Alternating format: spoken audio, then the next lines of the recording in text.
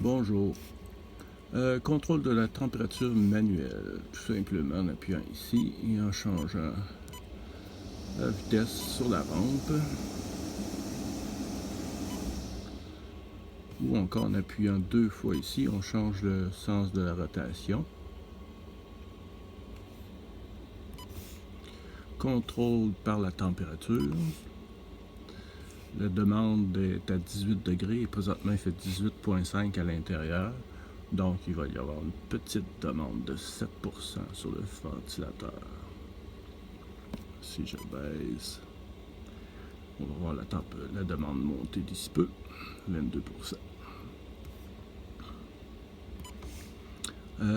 Contrôle de la température par la température extérieure et intérieure. Le système fait la différence entre la température intérieure et extérieure et génère une demande sur le ventilateur. Comme ça, le ventilateur ne travaille pas inutilement. Présentement, il n'y a aucune demande parce que la température est trop basse à l'extérieur et à l'intérieur. Par l'humidité.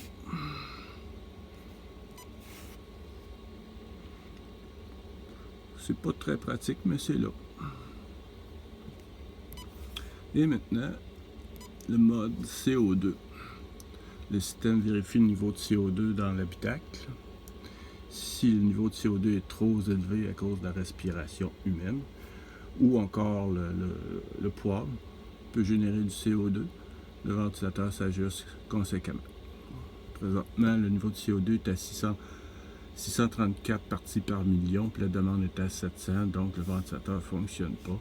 Si je réduis la set point à 600, on va avoir une petite demande, donc le ventilateur devrait partir.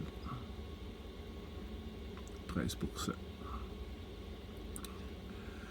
Le ventilateur fonctionne, dans ce mode-là, le ventilateur fonctionne en mode in.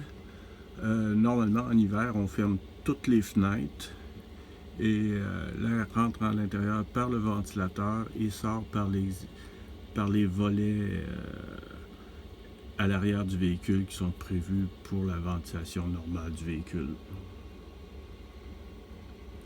À condition de ne pas avoir bouché les volets. J'ai mis un petit panneau sur le ventilateur. Avec ça, je peux contrôler pour m'assurer que l'air chaud ne sort pas à l'extérieur quand le ventilateur ne fonctionne pas. Ce qui est bon avec ce mode-là, c'est que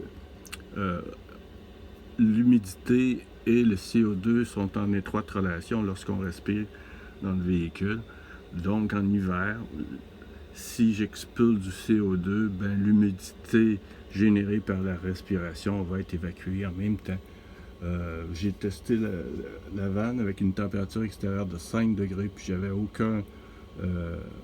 aucune condensation dans le pare-brise avant, ce qui est une bonne indication que ça fonctionne bien.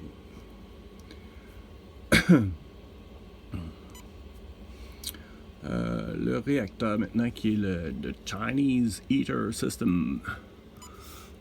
J'ai 3 modes, manuel, température on and off.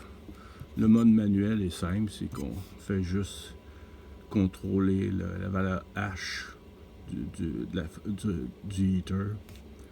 On peut changer ici. Le mode va passer, puis après ça, le réacteur va changer de niveau. On peut l'entendre déjà baisser.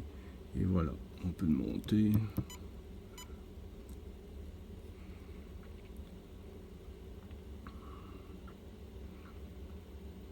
À 3. Ou encore, on peut passer en mode température.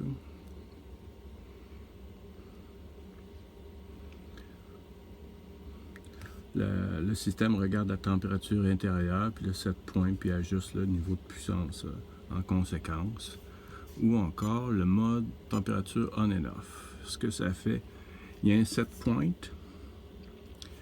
Le système va tomber à off à 19 degrés. Puis, là, ils viennent de trouver que 19 degrés, c'était trop. La température intérieure était trop haute pour le set point, donc il est passé en mode on. Le fournaise le heater va fonctionner, va repartir à 12 degrés. Selon mon expérience avec l'isolation que j'ai, le réacteur devrait partir peut-être 2 fois ou 3 pendant la nuit. Il y a quand même une bonne différence entre le température minimum, maximum. Ça devrait réduire le nombre de on and off que la fournaise va fonctionner. Et voilà.